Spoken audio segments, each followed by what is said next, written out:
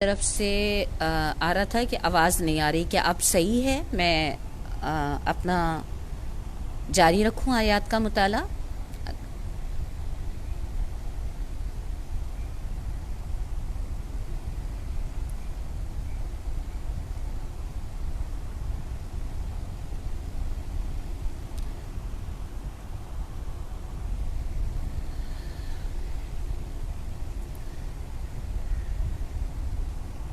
اعوذ باللہ من الشیطان الرجیم. بسم اللہ الرحمن الرحیم.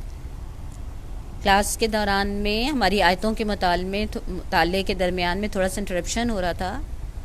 غالباً کچھ لوگوں کو آواز نہیں جا رہی تھی، اس لیے میں نے دوبارہ اپنا سلسلہ کنٹینیو کر رہی ہوں. ہماری آیات کے مطالعے سے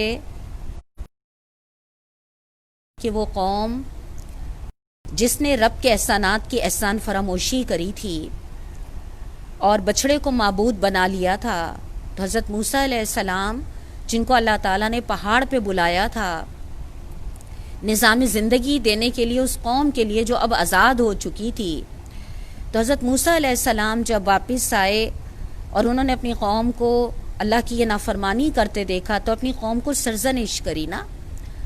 اور جب انہوں نے اپنی قوم کو سرزنش کری، سمجھایا اور اپنے رب سے معافی مانگی کہ اللہ مجھ کو اور میرے بھائی کو معاف کر دے اور ہمیں اپنی رحمت میں داخل رحیم ہے، تو اللہ تعالیٰ نے جواب میں ارشاد فرمایا کہ جن لوگوں نے بچھڑے کو معبود بنایا ہے وہ ضرور اپنے رب میں گرفتار ہو کے رہیں گے اور دنیا کی زندگی میں ذلیل ہوں گے.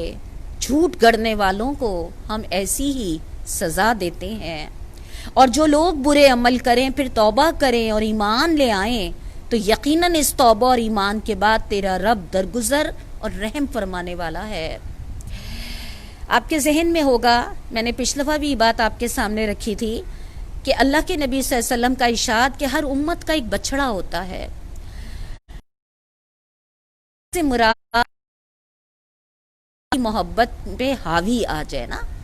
بنی اسرائیل نے اللہ کی محبت میں اس بچڑے کی اطاعت کو شریک کر لیا تھا. پیارے نبی کی دنیا کی محبت کو اللہ کی محبت پہ حاوی کر دیا، اور جس مقصد کے لیے اللہ نے اسے دنیا میں بھیجا اس مقصد کے بجائے وہ اپنی ان نفسانی خواہشات اور نفسانی حاجات کی تکمیل میں لگ گئی. یہ اس امت کا بچڑا ہے. تو اللہ تعالیٰ ہر امت کے لیے ہدایت دے رہے ہیں کہ جو بھی اللہ تعالیٰ کی محبت کے مقابلے میں دنیا کی جس چیز کو بھی اللہ کی محبت پہ حاوی کرتا ہے، اللہ تعالیٰ کا فیصلہ اس کے لیے یہ ہے کہ اللہ تعالیٰ اسے دنیا میں بھی سزا دیتا ہے اور آخرت کی سزا تو ہے ہی نا.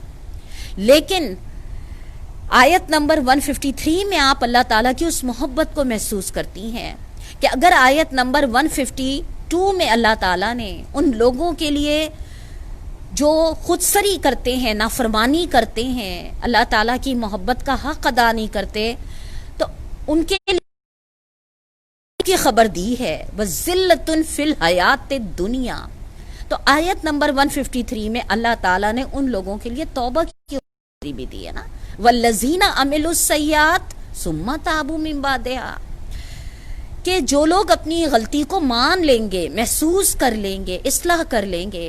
میں یہ بات بار بار آپ کے سامنے رکھتی ہوں، میں آپ ہم میں سے کوئی انسان اس دعوے کا اس بات کا دعویٰ نہیں کر سکتا کہ ہم سے کبھی غلطیاں نہیں ہوتی یا نہیں ہوں گی. ہم انسان ہیں، کچھ شعوری طور پہ ہو جاتی ہیں اور کچھ غیر شعوری طور پہ ہو جاتی ہیں، اور ہمارا رب ہمیں چاہتا ہے وہ ہمیں اس غلطی کے لیے، اس غلطی سے پلٹنے کے لیے گنجائش. ایسا نہیں کہتا کہ ہر غلطی پہ پکڑوں گا، نہیں، بلکہ جیسے یہاں کہا نا، جو لوگ برے عمل کریں پھر توبہ کر لیں اور ایمان لے آئیں تو یقیناً اس توبہ اور ایمان کے بعد تیرا رب درگزر کرنے والا اور رحم فرمانے والا. بڑی خوشخبری ہے رب کی طرف سے میرے اور آپ جیسے کمزور انسانوں کو نا، کہ وہ غلطیاں جو بھول چوک سے ہو جائیں، وہ غلطیاں جو وہ غلطیاں نہیں جو ڈٹیائی سے ہم کریں نا. ڈٹیائی کی غلطیاں وہ ہوتی ہیں کہ جن کو انسان مان کے نہیں دیتا نا. شیطانی غلبے کے تحت غلطیاں وہ ہوتی ہیں جس میں بعد میں انسان کو شرمندگی ہوتی ہے، ندامت ہوتی ہے نا. تو اللہ تعالیٰ نے ان کے لیے کیا کہا کہ جو توبہ کر لیں اور ایمان. اچھا، برے عمل کا لفظ اللہ تعالیٰ نے کہا نا وہ عمل، برے عمل سے نا ہماری نگاہ میں شراب، نشہ، ظلم، اس طرح کے بڑے بڑے گناہ آتے ہیں نا. لیکن یہ بات ذہن میں رکھیے گا کہ اللہ تعالیٰ کی نافرمانی خواہ کسی بھی نوعیت کی ہو، بہرحال وہ برا عمل ہے نا. جھوٹ ہے، بہتان ہے، بدگمانیاں ہیں، یہ کیا ہیں؟ یہ سب دیکھیے یہ ابتدان چھوٹے چھوٹے نظر آتے ہیں، یہ کتنے بڑے بڑے فسادوں کا سبب بنتے ہیں نا. اس لیے برے عمل سے نا صرف آپ ان کبیرہ گناہوں کو نا، کہ برے گناہوں کو اگر اللہ کے نبی صلی اللہ علیہ وآلہ وسلم کی احادیث کے تحت سمجھنے کی کوشش کریں تو آپ نے پڑھا کہ مومن بدعہدی نہیں کرتا، مومن جو ہوتا ہے وہ جھگڑے پہ اتر آئے تو بد کلامی نہیں کرتا، مومن جو ہوتا ہے وہ امانت میں خیانت نہیں کرتا. بہت اللہ کے نبی صلی اللہ علیہ وسلم کے ارشادات برے عملوں کی وضاحت ہمارے سامنے بڑی تفصیل سے کرتے ہیں. مگر ہمارا مسئلہ یہ ہے کہ ہم نے اپنے مخصوص تصورات کے تحت چند بڑے بڑے گناہوں کو برا عمل سمجھ لیا، اور جھوٹ بولنا اور بدعہدیاں کرنا اور بدگمانیاں کرنا اور بہتان لگانا اور اسراف کرنا اور دنیا کی محبت کے پیچھے دوڑنا، ان کو تو ہماری نگاہ میں یہ کوئی اتنی بری چیزیں رہی نہیں ہیں. لہٰذا جب برے عمل کا لفظ آتا ہے نا تو اس کو کسی عالم یا کسی باجی یا کسی جماعت کے نظریے کی تشریح کے بجائے اگر ہم اللہ کے قرآن سے اور اللہ کے نبی صلی اللہ علیہ وسلم کی سیرت سے رہنمائی لے لیں تو ہمیں بہت اچھی طرح پتہ چل جاتا ہے کہ وہ کون سے برے عمل ہیں جن کے بعد اللہ تعالیٰ فرماتے ہیں کہ توبہ کر لو گے اور ایمان لے آؤ گے. توبہ کے بھی سورہ توبہ میں آپ پڑھیں گی، آپ کو پتہ ہے سورہ توبہ تو اتری ہی توبہ کے مضمون پر ہے نا.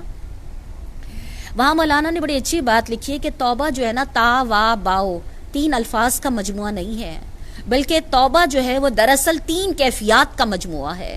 زبان سے اظہار، دل سے تسلیم اور عمل سے اس کی تلافی.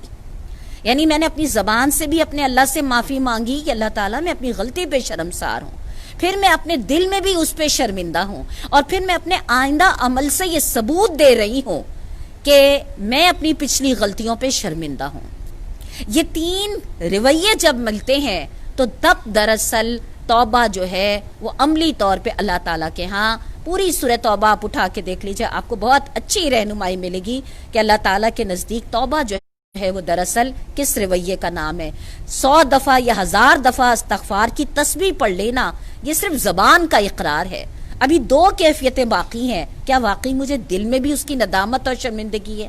اور اگر واقعی میرے دل کے اندر بھی ندامت اور شرمندگی ہے تو سورہ توبہ میں اللہ تعالیٰ کہتے ہیں اس بندے کا آئندہ عمل جو ہے وہ اس بات کی گواہی دے گا کہ واقعی وہ اپنی پچھلی غلطیوں پہ شرمندہ ہے. اس مضمون کے لیے میں نے آپ کو نشاندہی کری ہے، آپ سورہ توبہ اٹھا کے پڑھ لیجئے. ہم اس پہ تو تجسس کرتے ہیں کہ اس کے شروع میں بسم اللہ کیوں نہیں ہے، لیکن یہ نہیں سوچتے کہ آخر سورہ توبہ میں اس واقعے میں اللہ تعالیٰ نے توبہ، عملی توبہ کی جو تفصیلات بیان کری ہیں وہی دراصل ہمارے لیے توبہ کی بہترین رہنمائی ہے نا.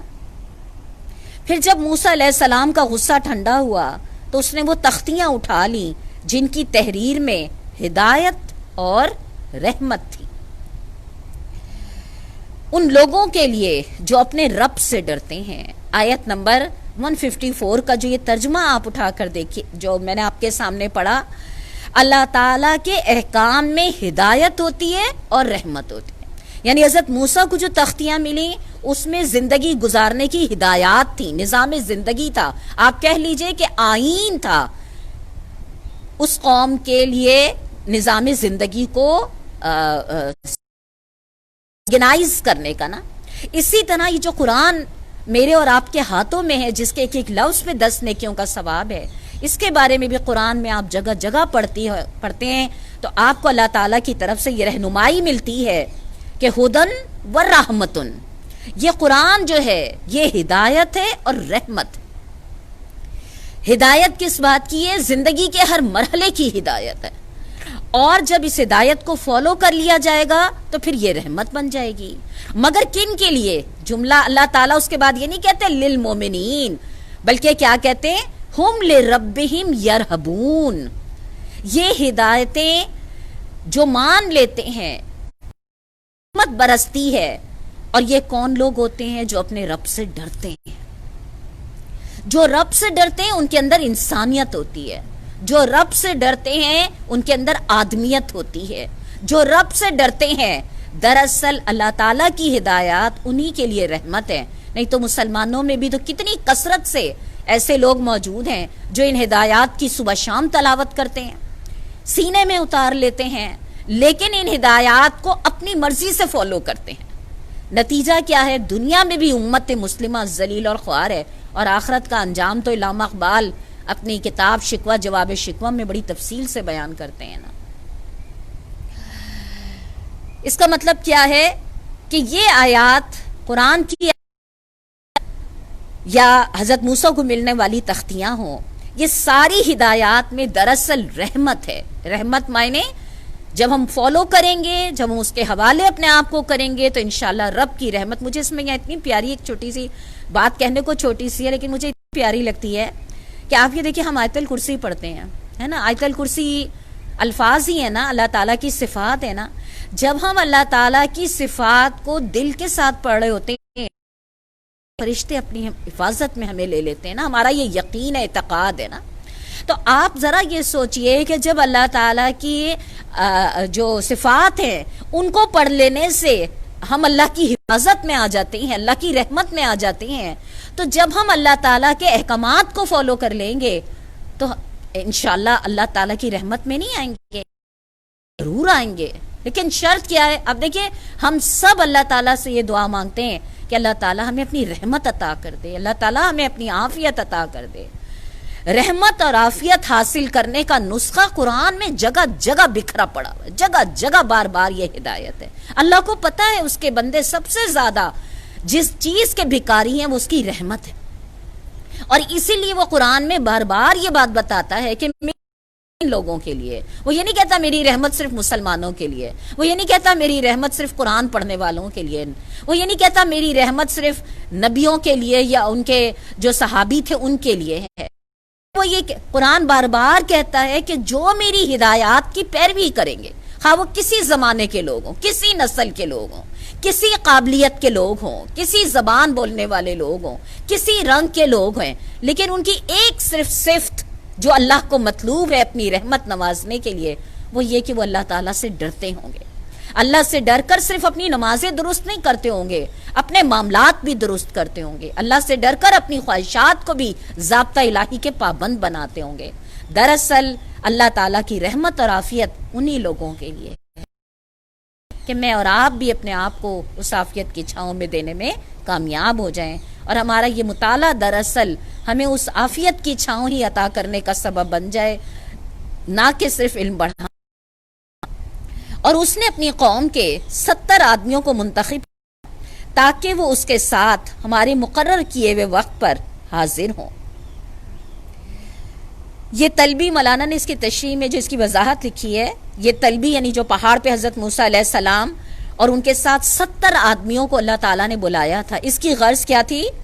اس قوم کے 70 نمائندے کو حاضر ہو کر قوم کی طرف سے بچڑے بنانے کے جرم کی معافی مانگیں اور اثر نو اطاعت کا عہد استوار کریں. کس لیے اللہ تعالیٰ نے حضرت موسیٰ کے ساتھ قوم کے 70 نمائندوں کو بلایا تھا؟ تاکہ وہ لوگ اپنی غلطی پہ شرمسار ہوں, اللہ سے معافی مانگ لیں, اور جو ہدایات اللہ تعالیٰ دے رہے ہیں ان کی پیروی کریں. جب ان لوگوں کو ایک سخت زلزلے نے آ پکڑا تو موسیٰ علیہ السلام نے عرض کیا, اے میرے سرکار, آپ چاہتے تو پہلے ہی ان کو اور مجھے ہلاک کر سکتے تھے. کیا آپ اس قصور میں جو ہم میں سے چند نادانوں نے کیا تھا ہم کو ہلاک کر دیں گے؟ یہ تو آپ کی معیش تھی جس کے ذریعے سے آپ جسے چاہتے ہیں گمراہی میں مبتلا کرتے ہیں اور جسے چاہتے ہیں ہدایت بخش دیتے ہیں. ہمارے سرپرست تو آپ ہی ہیں, پس ہمیں معاف کر دیجئے, ہم پر رحم فرمائیے, آپ سب سے بڑھ کر رحم فرمانے والے ہیں. حضرت موسیٰ کے الفاظ میں جو عاجزی جھلک رہی ہے آپ ان الفاظوں کو، اس عاجزی کو محسوس اگر کریں تو آپ یہ دیکھیے کہ جب یہ پہاڑ پہ پہنچے ہیں تو وہاں ایک زلزلہ جو تھا اس کی وجہ سے نے انہیں آ پکڑا. تو حضرت موسیٰ یہ عرض کرتے ہیں کہ یہ جو قوم نے نافرمانی کری ہے یہ تو دراصل آپ کی طرف سے ایک آزمائش بھی تھی. اس کی تشریح میں مولانا نے بڑی پیاری بات کری ہے، پھر میں آگے بڑھتی ہوں. مطلب یہ ہے کہ ہر آزمائش کا موقع انسانوں کے درمیان فیصلہ کن ہوتا ہے. وہ چھاچ کی طرح ایک مخلوط گروہ میں سے کرامت آدمیوں اور ناکارہ آدمیوں کو پھٹک کر الگ کر دیتا ہے. یہ اللہ تعالیٰ کی حکمت کا عین تقاضا ہے کہ ایسے مواقع وقتاً فوقتاً آتے رہتے ہیں. ان مواقع پہ جو کامیابی کی راہ پاتا ہے وہ اللہ ہی کی توفیق اور رہنمائی سے پاتا ہے، اور جو ناکام ہوتا ہے وہ اس کی توفیق اور رہنمائی سے محروم ہونے کی بدولت ہی ناکام ہوتا ہے. اگرچہ اللہ تعالیٰ کی طرف سے توفیق اور رہنمائی ملنے اور نہ ملنے کا بھی ایک ضابطہ ہے جو سراسر حکمت اور انصاف پر مبنی ہے، لیکن بہرحال یہ حقیقت اپنی جگہ ثابت ہے کہ آدمی کا آزمائش کے مواقع پہ کامیابی کی راہ پانا یا نہ پانا توفیق اور ہدایت. دو باتیں بڑی اہم ہے اس میں نا، جو ہماری نہ صرف سمجھنے کے لیے بلکہ ہماری یاد دہانی کے لیے اور ہمارے دل و دماغ میں بیٹھ جانے کے لیے بہت ضروری ہیں، اس لیے کہ ہم میں سے ہر ایک کی زندگی میں ایسے مرحلے بار بار آتے ہیں نا. پہلی بات تو یہ ہے کہ وہ جو قرآن کہتا ہے نا لَنَبْلُوَنَّكُمْ بِالشَّيْءٍ، میں تمہیں ضرور آزماؤں گا. دیکھیے ایک طرف ہمیں اللہ کے نبی صلی اللہ علیہ وسلم کی دعاؤں میں یہ دعا بھی ملتی ہے کہ اللہ تعالیٰ سے آزمائشوں سے پناہ مانگا کرو، ہے نا، لیکن اللہ تعالیٰ کے کلام میں یہ بات بھی ملتی ہے کہ اللہ تعالیٰ گو دلوں کے حال جانتے ہیں، مگر چونکہ اللہ جس طرح دنیا کی کوئی عدالت ثبوت کے بغیر فیصلہ نہیں کرتی، گواہیوں کے بغیر فیصلے نہیں کرتی، اس طرح وہ سب سے بڑی عدالت جو کہ غیب کا علم بھی رکھتی ہے لیکن وہ بھی انصاف کے تقاضے پورے کرنے کے لیے گواہیاں اور ثبوت بنیاد بناتی ہے نا.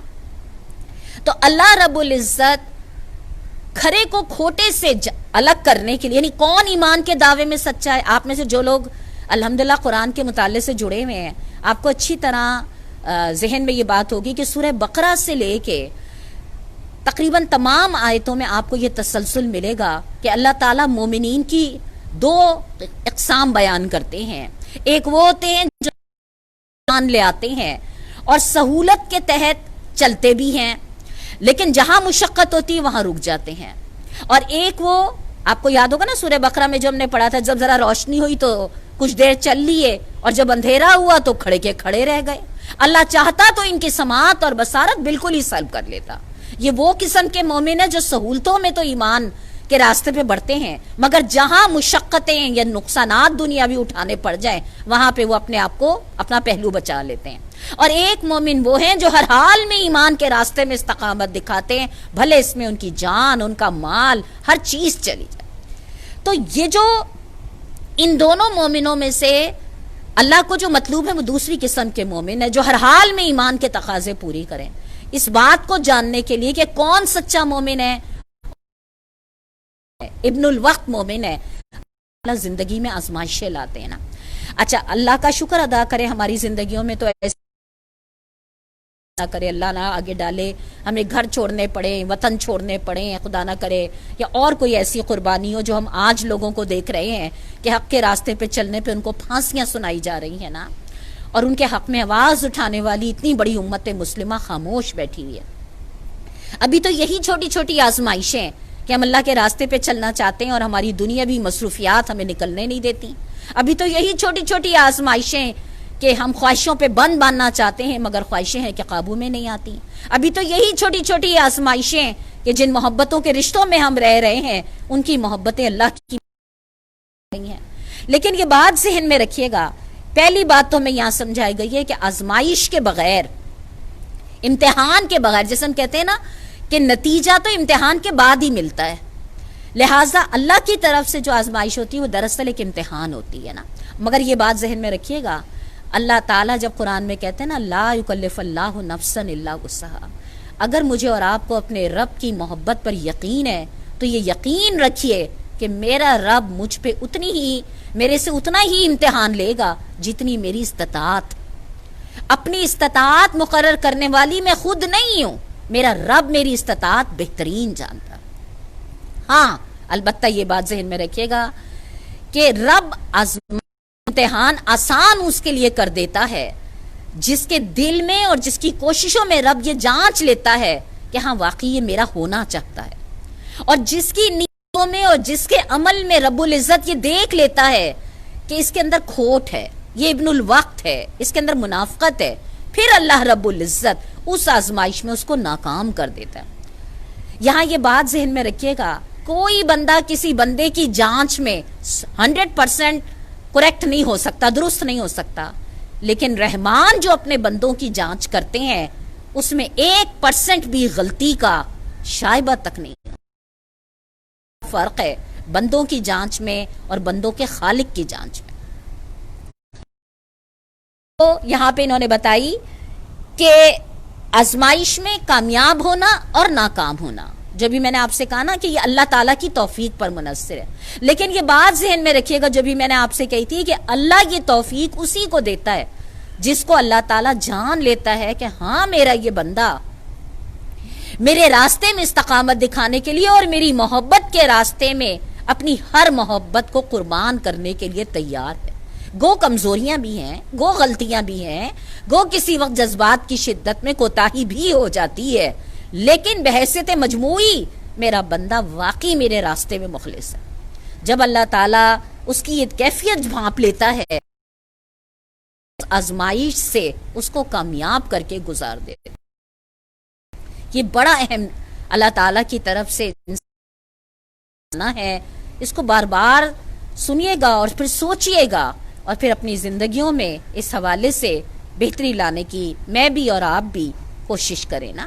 اس کے بعد یہی حضرت موسیٰ کی جو دعا چل رہی تھی کہ اے ہمارے رب، ہمارے سرپرست تو آپ ہیں، ہمیں معاف کر دیجیے، آپ سب سے بڑھ کے معاف فرمانے والے ہیں، اور ہمارے لیے اس دنیا کی بھلائی بھی لکھ دیجئے اور آخرت کی بھی، ہم نے آپ کی طرف رجوع کر لیا. یہاں تک حضرت موسیٰ علیہ السلام کی دعا مکمل ہوئی کہ ہمارے لیے اس دنیا کی بھلائی بھی لکھ دیجئے اور آخرت کی بھی، ہم نے آپ کی طرف رجوع کیا. اب اللہ تعالیٰ کا جواب سنیے. جواب میں ارشاد ہوا، اب اللہ تعالیٰ کے جواب میں محسوس کریے گا.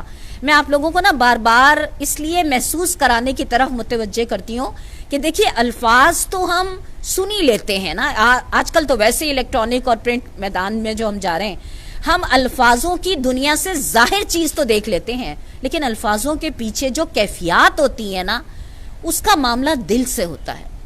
جب تک وہ دل کا کنیکشن نہیں بحال ہوتا الفاظ وہ تاثیر نہیں رکھتے کہ میرے دل کی دنیا پہ اثر انداز ہو سکیں. لہٰذا جہاں میں آپ سے کہتی ہوں نا، جیسے ابھی جو میں آپ کے سامنے اللہ تعالیٰ کا جواب رکھ رہی ہوں، میں الفاظ آپ کے سامنے رکھ دوں گی، زیادہ سے زیادہ ان کی تفصیل بتا دوں گی، لیکن ان الفاظ میں جو جذبہ ہے، جو کیفیت ہے، جو اللہ تعالیٰ کی محبت ہے، وہ آپ جب ہی محسوس کریں گی جب آپ وہ تعلق استوار کریں گی نا، جو ہر دل کا اپنے رب سے ہونا چاہیے. مجھے یہاں خرم مراد مرحوم کی ایک بات بڑی پیاری لگتی ہے. وہ فرماتے تھے ہر دل میں خدا بستا ہے، صرف مسلمان کے دل میں خدا نہیں بستا، ہر دل میں خدا بستا ہے. اور انہوں نے یہ بات کیوں کہی تھی آپ کو یاد ہوگا، سورہ اعراف کا ہی میں نے حوالہ دیا تھا، انشاءاللہ آگے آئے گا، کہ اللہ تعالیٰ نے حضرت آدم کو جب پیدا کرا تھا تو قیامت تک کی تمام روحوں سے یہ عہد لیا تھا، رب نہیں، سب نے کہا تھا ہاں آپ ہمارے رب ہیں. اور اس عہد کی شعوراً آگاہی اللہ تعالیٰ نے قرآن میں دی ہے. اسی لیے قرآن کا علم حاصل کرنا، اس کو بار بار دہرانا، اسے اللہ کے بندوں تک پہنچانا، یہ اہم ترین وہ فریضہ ہے جس کی ادائیگی پر ہی دنیا اور آخرت کی بھلائیاں پوشیدہ ہیں نا. کیا ہے اللہ تعالیٰ کا جواب؟ جو میں آپ سے کہتی نا کہ ہر دل میں خدا بستا ہے. ہماری ضرورت صرف کیا ہے کہ ہم اس خدا کی محبت کے تقاضوں کو جگانے کی کوشش کریں جس پہ دنیا کی خواہشات کی گرد پڑ گئی ہے نا. جواب میں ارشاد ہوا، سزا تو میں جسے چاہتا ہوں دیتا ہوں، مگر میری رحمت ہر چیز پہ چھائی ہوئی ہے. اور اسے میں ان لوگوں کے حق میں لکھوں گا جو نافرمانی سے پرہیز کریں گے، زکوٰۃ دیں گے اور میری آیات پر ایمان لائیں گے۔ آپ نے دیکھا پہلی بات، اس میں بھی اللہ تعالیٰ نے 2 باتیں فرمائی ہیں جو اللہ تعالیٰ کا جواب ہے۔ سزا تو میں جسے چاہتا ہوں دیتا ہوں، مگر میری رحمت ہر چیز پہ چھائی ہوئی ہے۔ مولانا نے اتنی پیارے اس کے تشریح کے جملے لکھے ہیں۔ اللہ تعالیٰ جس طریقے پہ خدائی کر رہا ہے اس میں اصل چیز غضب نہیں، کبھی رحم اور فضل کی شان نمودار ہوتی ہو، بلکہ اصل چیز رحم جس پر سارا نظام عالم قائم ہے، اور اس میں غضب صرف اس وقت نمودار ہوتا ہے جب بندوں کا غرور حدوں سے باہر نکل جاتا۔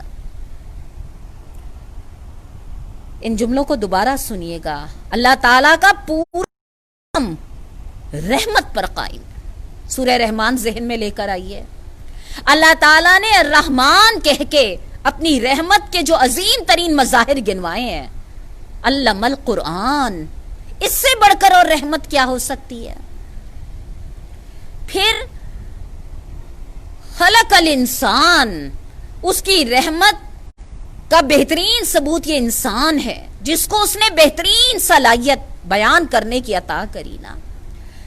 شروع کی سورہ رحمان کی 7 آیات اٹھا کر دیکھیں، اللہ کی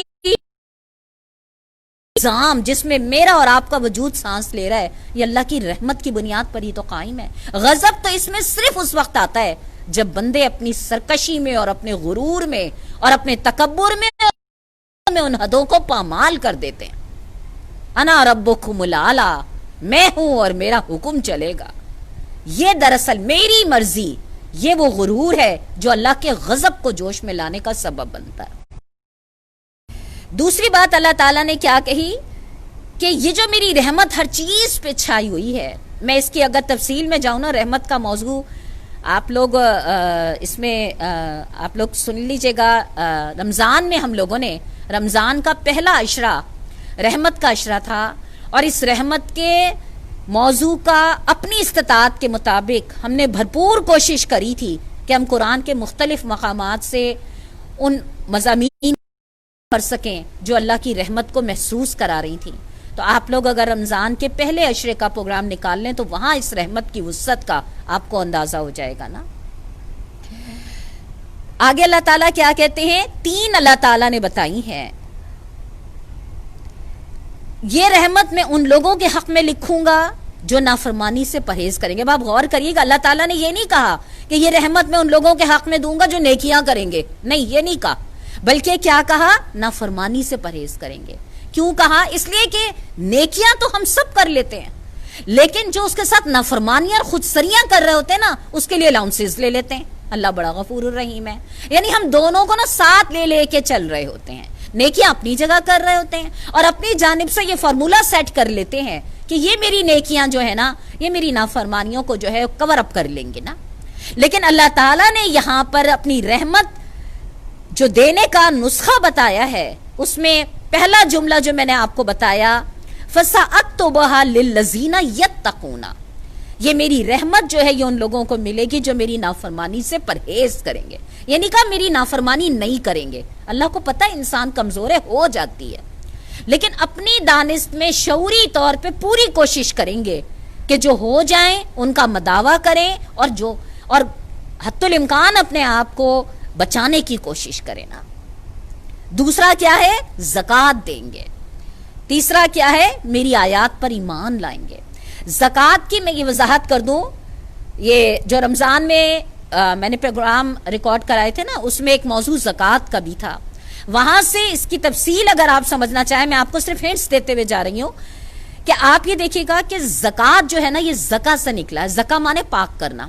اچھا، ہمارے یہاں اردو کی اصطلاح میں نا زکوٰۃ کو صرف اس زکوٰۃ پہ جو ہم مال کا 2.5% دیتے ہیں نا، ہم نے اس کو سمجھ لیا ہے، حالانکہ دراصل زکوٰۃ دینے کا مطلب یہ ہے کہ جو نعمت بھی اللہ تعالیٰ، پیسہ، وقت، جان، صلاحیتیں، علم، طاقتیں، جو نعمت اللہ تعالیٰ ہمیں دے رہا ہے، وہ نعمت اس کی پاکی کے لیے ہر نعمت میں سے ہم اللہ کے راستے میں خرچ کر کے اس نعمت کو بڑھائیں، اس نعمت میں برکت پیدا ہو جاتی ہے. یہ اصل میں زکوٰۃ ہے.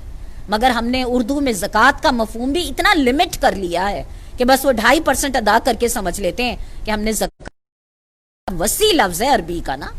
ہر نعمت جو اللہ تعالیٰ دے رہا ہے اس کو اللہ کے بندوں پہ اللہ کی رضا کے لیے، اللہ کے دین کے لیے خرچ کرنا دراصل اس نعمت کی زکوٰۃ ہے.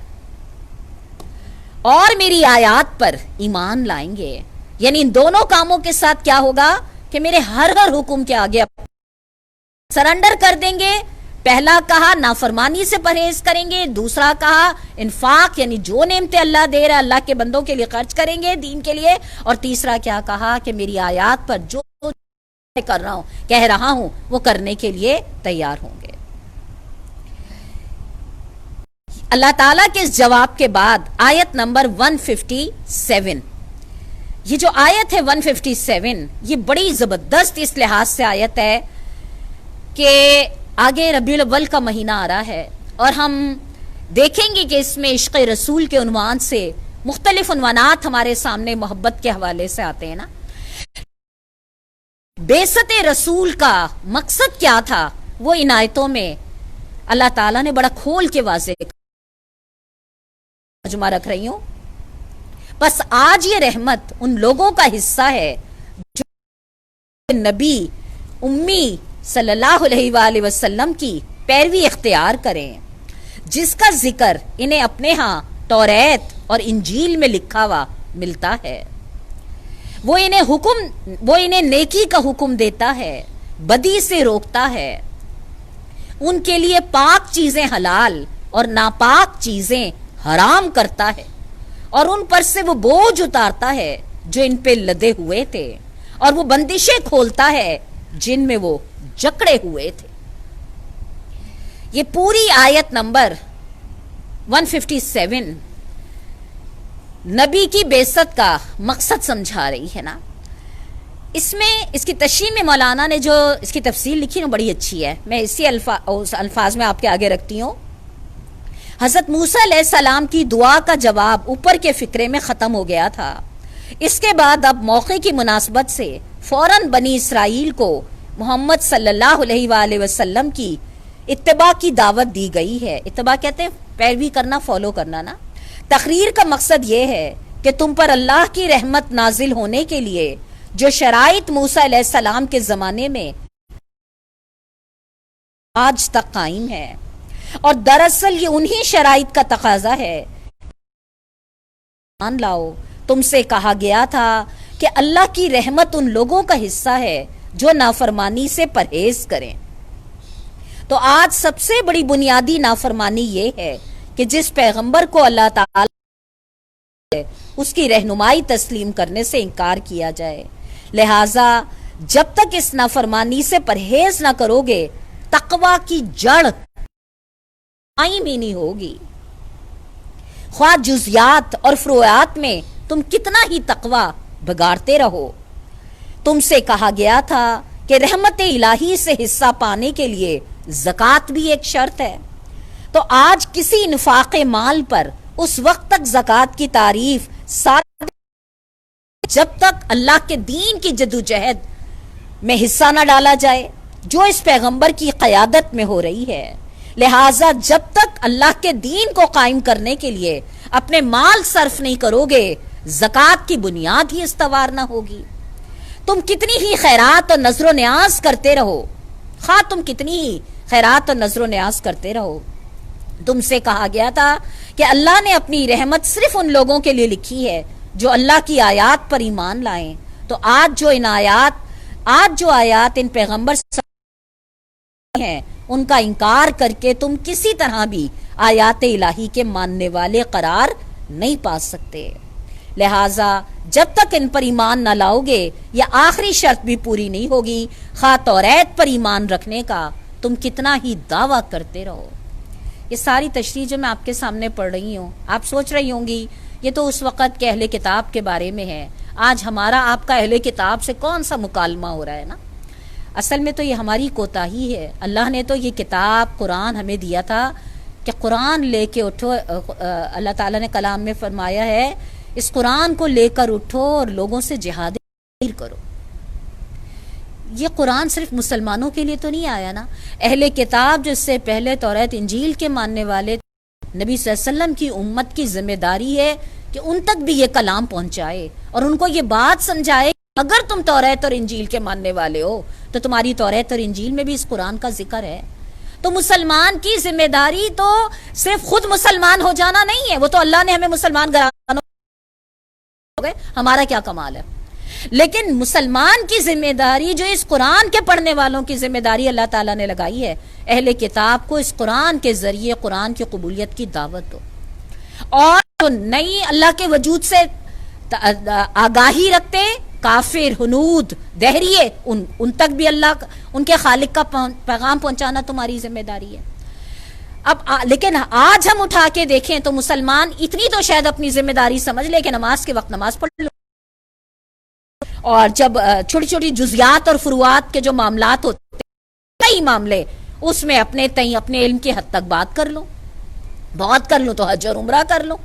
لیکن یہ والی بات جو اللہ کی کتاب میں ہمیں مل رہی ہے کہ اس قرآن کی دعوت کو دنیا کے تمام انسانوں تک پہنچانا اور دلائل کے ذریعے ان کے سامنے یہ بات ثابت کرنا کہ لوگوں ہر انسان کی نجات اللہ کے اس کلام، آخری کلام قرآن مجید کی پیروی میں ہے. یہ کس کی ذمہ داری ہے؟ یہ میری اور آپ کی ذمہ داری ہے. مگر ہم نے تو اس ذمہ داری کو پتہ نہیں کس طبقے کے پر رکھ کر چھوڑ کے، اور ہم نے سمجھا بس جو ہمارے ذاتی کام ہے یہ، اگر یہ ذمہ داری نہیں صحیح ادا ہوگی تو پھر آپ سمجھ لیجئے ہماری ذاتی ذمہ داریاں بھی صحیح ادا نہیں ہوں گی.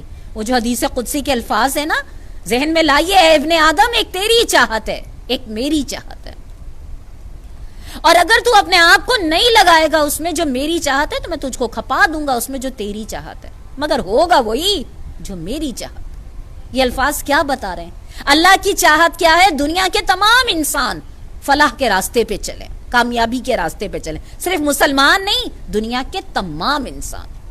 اس کے لیے اس نے قرآن پڑھنے والی امت کو ذمہ دار بنایا ہے. یہ ذمہ داری ہے کہ تم دنیا کے میرے تمام انسانوں تک اس کلام کو پہنچاؤ. دلائل قرآن میں موجود ہیں، نشانیاں، نعمتیں کائنات میں موجود ہیں. تمہارا کام یہ ہے کہ تم اس پیغام کو اللہ کے بندوں تک پہنچاؤ. لیکن آج سوچ لیجئے، ہم اور آپ، ہم تو سمجھتے ہیں فلاں جماعت کا. آپ نے غور کرا ہوگا جو امام ہوتا ہے مسجد کا، اس کے بھی گھر بچے ہوتے ہیں، اس کی بھی زندگی ہوتی ہے، لیکن وہ اپنے فرض کو نبھانے کے لیے وجعلنا اماما مانگتے، ہم بھی بڑے پڑک پڑک کرائیں دعا. لیکن امام کی ذمہ داری کیا ہوتی ہے؟ اپنی ذاتی زندگی کی ذمہ داریوں کے ساتھ ساتھ اس ذمہ داری کو جو اللہ تعالیٰ نے مقرر کری ہے اس کو بھی بخوبی ادا کرے.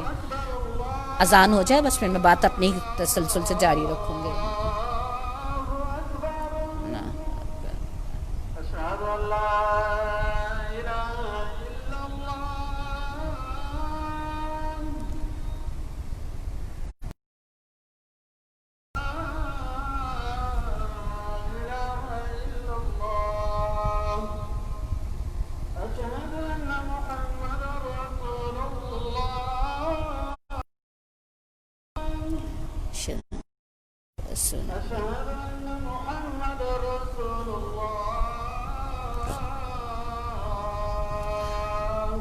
أشهد أن محمد رسول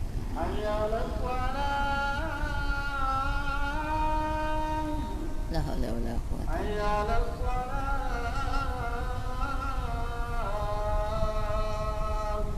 لا حول ولا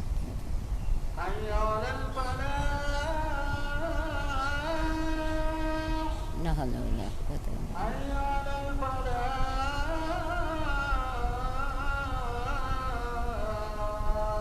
لا حول ولا قوة إلا بالله.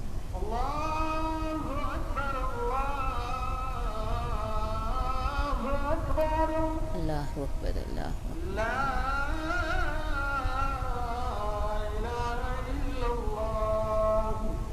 أشهد أن لا إله.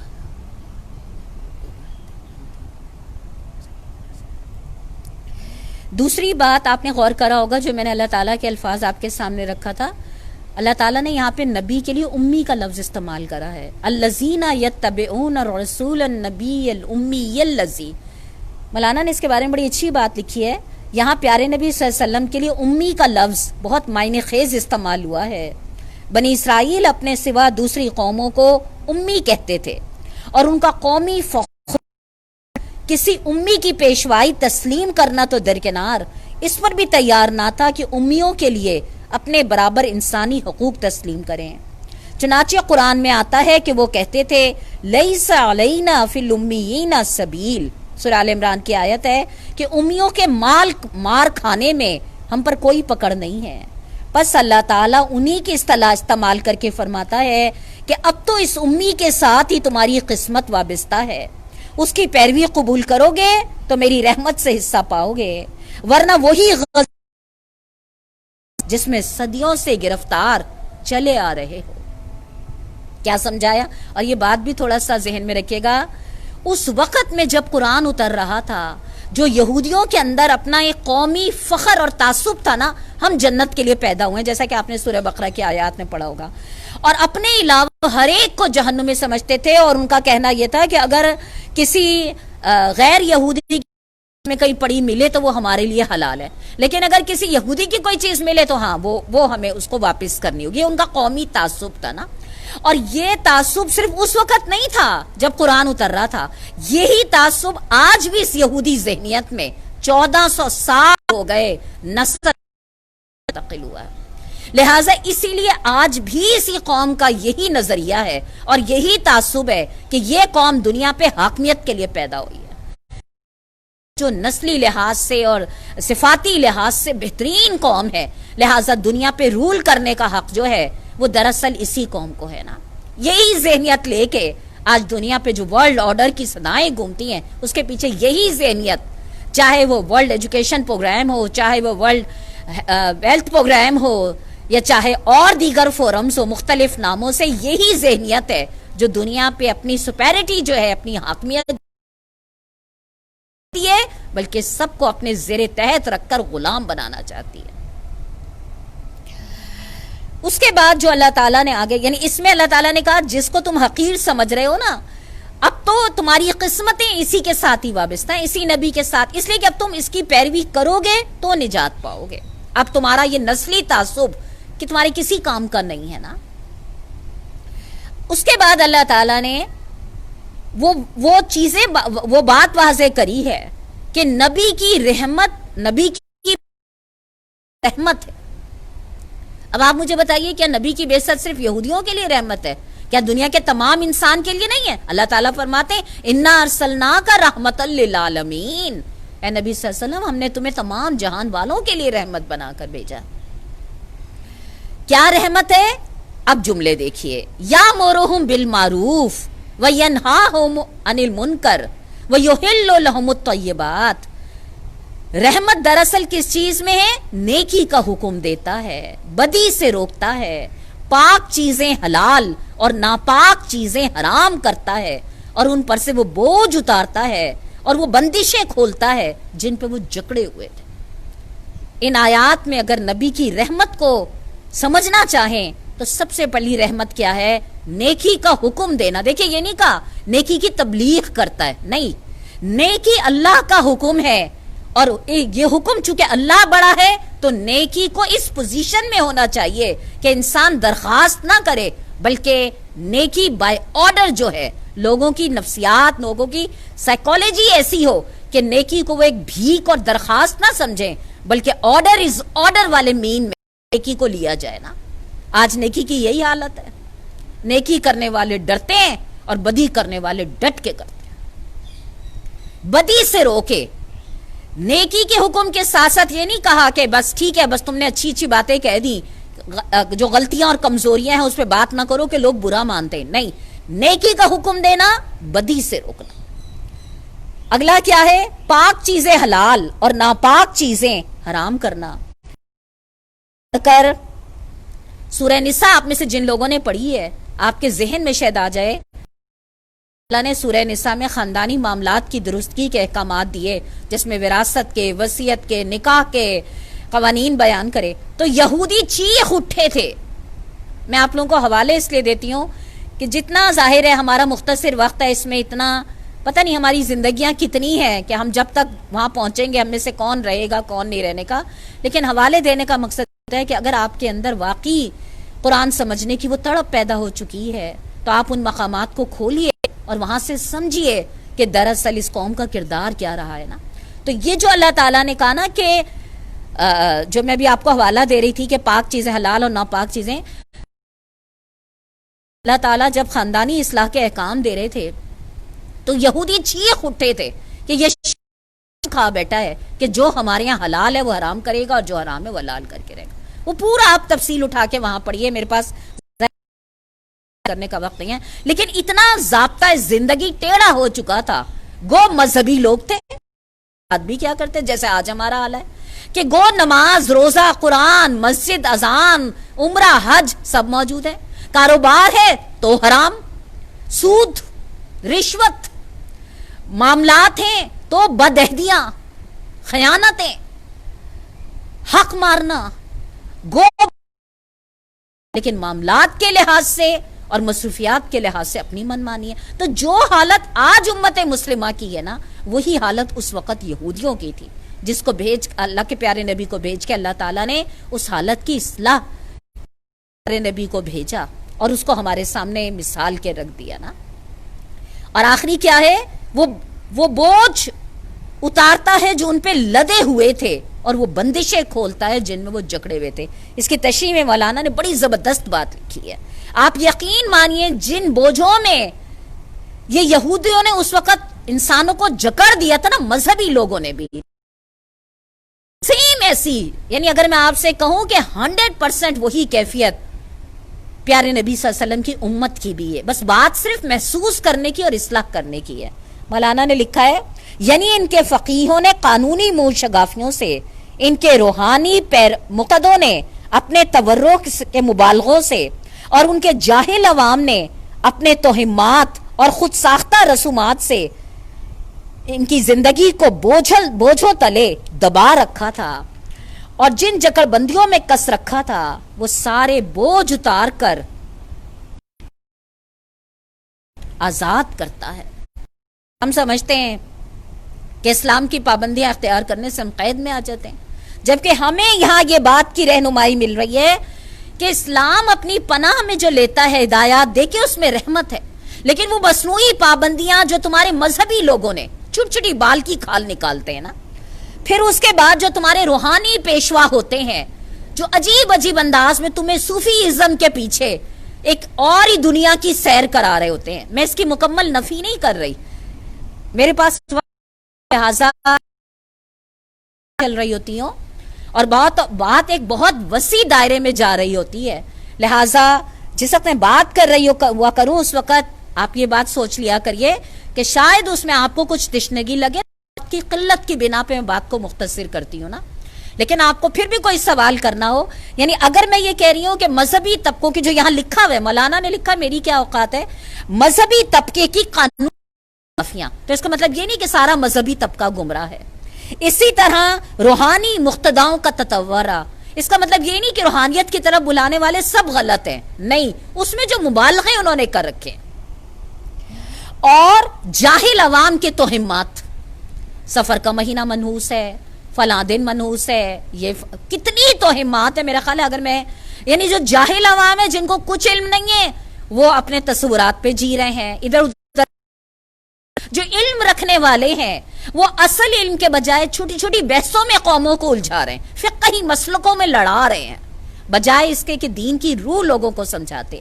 تو جو حشر وہ جکڑ بندیاں کیا ہیں کہ جو چیزیں اللہ نے جن میں گنجائش رکھی ہے اس میں تو سختیاں, اتنی سختیاں ہیں کہ اس بات پہ بحث ہوتی ہے کہ یہ بتاؤ, وہ آپ نے پڑھا ہوگا نا کہ ایک مفتی صاحب کے پاس ایک شخص گیا اور اس نے کہا کہ یہ بتائیے کہ اگر کپڑے پہ مچھر کے پر کے برابر خون لگا ہوا ہو تو کیا ناپاکی ہوگی؟ تو انہوں نے بڑے مسکرا کے جواب دیا, انہوں نے کہا نواسہ رسول کو شہید کر دیتے ہو اور حلال حرام کی فکر نہیں ہوتی, دھبا لگ جاتے تو فتوے لینے آ جاتے ہو نا.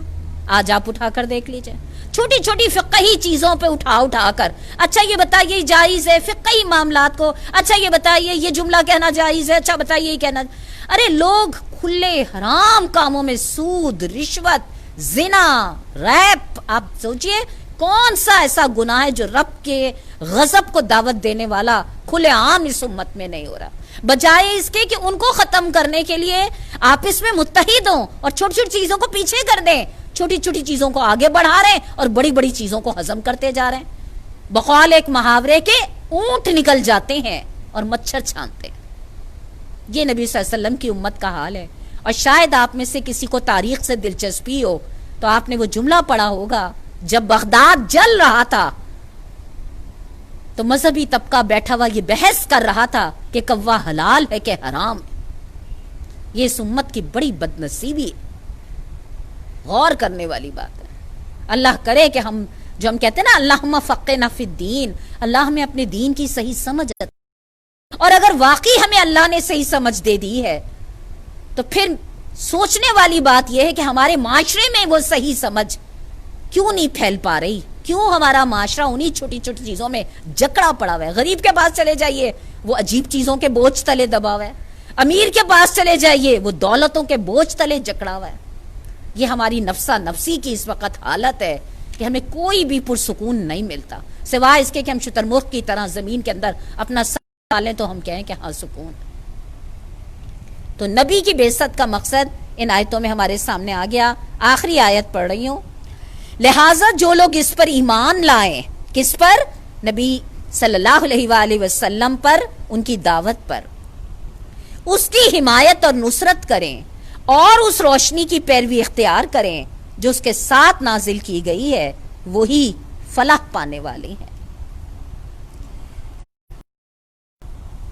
تین باتیں اللہ تعالیٰ نے کامیابی کے لیے بیان کر دی نا، اس میں پہلی کیا ہے؟ ایمان لانا، دوسری کیا ہے؟ اس کی حمایت اور نصرت کرنا، یعنی صرف ایمان لانا اقرار کر لینا کافی نہیں ہے، بلکہ اگر تم سمجھتے ہو کہ ہاں واقعی یہ دعوت برحق ہے اور تمہاری ذمہ داری ہے تو پھر تم کیا کرو؟ اس کے لیے کھڑے ہو جاؤ۔ حمایت اور نصرت، جو اللہ تعالیٰ نے تمہیں صلاحیتیں دی ہیں، تم اس نبی کی دعوت کو اللہ کے بندوں تک پہنچانے کے لیے کھڑے ہو جاؤ، اپنے آپ کو پیش کرو جو تمہارے پاس صلاحیت ہے۔ وہ جو قرآن کہتا ہے نا سورہ توبہ میں، انفروا خفافا وثقالا، نکلو اللہ کے راستے میں ہلکے ہو یا بوجھ۔ اور تیسری بات کیا کہی؟ اس روشنی کی پیروی اختیار کریں جو اس کے ساتھ نازل کی گئی ہے۔ ایمان لانا، کھڑے ہو جانا، پیش کر دینا، اور یہ سارے احکامات دراصل کیا ہیں؟ روشنی ہے۔ ہر روشنی کی پیروی کریں، خود بھی کریں، دوسروں کو بھی بلائیں اور اس کے علمبردار بن کے کھڑے ہو جائیں۔ اللہ تعالیٰ نے کیا کہا؟ ہم المفلحون۔ فلاح عربی زبان کا ایک ایسا لفظ ہے، اردو میں تو ہم اس میں جب ترجمہ کرتے ہیں نا تو ہم کامیابی کرتے ہیں، کامیابی بڑا لمیٹڈ لفظ ہے، لیکن فلاح ایک ایسا وسیع معنوں والا لفظ ہے۔ دنیا میں تو جو کامیابیاں ہوتی ہیں وہ ایک دن ختم ہو جاتی ہیں اور اس کی ایک لمٹ ہوتی ہے، لیکن اللہ تعالیٰ جس اور کبھی ختم نہ ہونے والی ہے، اس سے بڑی دعوت، اس سے بڑا انعام کوئی اور ہمیں دے سکتا ہے جو ان آیات میں ہمارا رب ہمیں بار بار دے رہا ہے۔ اللہ کرے کہ ہم اس دعوت کی سنجیدگی کو محسوس کر کے ایک کہنے والے بن جائیں اور دنیا اور آخرت دونوں میں اللہ تعالیٰ کے ہاں سرخرو ہو جائیں، ہم بھی اور ہماری نسلیں بھی۔ آمین ثم آمین۔ وما علینا الا البلاغ۔ ایک بات بس آپ لوگوں سے کہنی تھی کہ چونکہ عصر کا وقت اب ادھر آ گیا ہے، ہماری کلاس پہلے 4 سے 5 ہوا کرتی تھی، انشاءاللہ آئندہ سے ہم 4:45 سے 4:45 کریں گے۔ میں نے اسی لیے آج 5 منٹ پہلے کلاس شروع کری تھی کہ عصر کا وقت جو ہے، آپ کو پتہ ہے عصر کے وقت کی اہمیت اور جو وہ ہے جو اس کی تاکید ہمیں ملتی ہے، اس لیے چونکہ عصر کا وقت ہو رہا ہے اس لیے ہم تھوڑا سا اپنی کلاس کا ٹائم بھی 4 کے بجائے 4:45 سے 4:45 نا، انشاءاللہ زندگی رہی تو آئندہ سے ہمارا یہی ٹائم ہوگا۔ چلیں دعا کر لیتے ہیں۔ آیت نمبر 157 تک میں نے آج ختم کرا ہے، انشاءاللہ آئندہ آیت نمبر 158 سے انشاءاللہ مطالعہ لوں گی نا۔ اعوذ باللہ من الشیطان الرجیم، بسم اللہ الرحمن الرحیم، الحمدللہ رب العالمین، الرحمن الرحیم، مالک یوم الدین، ایاک نعبد و ایاک نستعین، ایاک نعبد و ایاک نستعین، اہدنا الصراط المستقیم، اہدنا الصراط المستقیم، صراط الذین انعمت علیہم غیر المغضوب علیہم ولا الضالین، آمین۔ اللہم صلی علی محمد وبارک وسلم علیہ۔ ہم سے بہت محبت کرنے والے پروردگار، ہم آپ کے کلام سے اللہ اپنی ہدایت کے لیے جو رہنمائی حاصل کرتے ہیں، اے اللہ ہمیں سن کے سن ہو جانے والا نہ بنائیے گا، بلکہ ہمیں سن کے اللہ تعالیٰ اپنی زندگیوں کو اس پیغام کے مطابق گزارنے کی توفیق عطا فرما دیجیے۔ اے اللہ، جو دعائیں نیک لوگوں نے آپ سے آپ کی رحمت اور عافیت کی مانگی ہیں، امتحانوں میں آزمائشوں میں کامیابی کی مانگی ہیں، اے اللہ ان دعاؤں میں ہمیں بھی شامل کر لیجیے۔ ہم کو اور ہماری نسل کو اللہ تعالیٰ اپنے دین کے راستے پہ استقامت عطا فرما دیجیے۔ ہماری کوتاہیاں، ہماری غلطیاں اللہ جو شعور اور غیر شعوری طور پہ ہم سے ہو گئیں، اللہ وہ سب ہمیں ہماری غلطیاں معاف کر دے۔ اے اللہ ہمیں ہر ایک کا حق ادا کرنے والا بنا دے۔ بحیثیت بشر اللہ جو غلطیاں اور کوتاہیاں ہم سے ہو جاتی ہیں وہ معاف کر دے، ہمارے تمام مرحومین کی بہترین مغفرت فرما دے۔ اے اللہ جو لوگ آپ کے دین کی جدوجہد کرتے ہوئے آپ کے پاس پہنچ رہے ہیں، اللہ ان کو اس خدمت کا بہترین صلہ عطا فرما دے، اور ہم کو بھی اسی راہ میں جدوجہد کرتے ہوئے اپنے پاس بلا لے، ہماری جنت میں اپنے مرحومین سے اچھی جگہ ملاقات کرا دے۔ اے اللہ امت مسلمہ کو وہ ساری خیر اور بھلائیاں عطا فرما دے جن خیر اور بھلائیوں کا سوال ہمارے پیارے نبی صلی اللہ علیہ وآلہ وسلم نے کیا، اور ان تمام شرور سے پناہ دے دے جن سے ہمارے پیارے نبی صلی اللہ علیہ وآلہ وسلم نے پناہ مانگی۔ اللہ ہم اپنی استطاعت کے مطابق مانگتے ہیں، آپ اپنی شان کے مطابق عطا کر دیجئے، اور اس قرآن کو دنیا اور آخرت میں ہمارے حق میں گواہی دینے والا بنا دیجئے۔ آمین ثم آمین۔ ربنا تقبل منا انک انت السمیع العلیم وتب علینا انک انت التواب اللہ تعالی علی خیر خلقہ محمد وآلہ وصحبہ وذریاتہ واہل بیتہ اجمعین برحمتک یا ارحم الراحمین۔ تمام سامعین کو السلام علیکم ورحمۃ اللہ وبرکاتہ۔ جتنے لوگ کنیکٹ ہوتے ہیں وہ السلام علیکم کہہ رہے ہوتے ہیں، میری طرف سے تمام سامعین کو وعلیکم السلام، السلام علیکم۔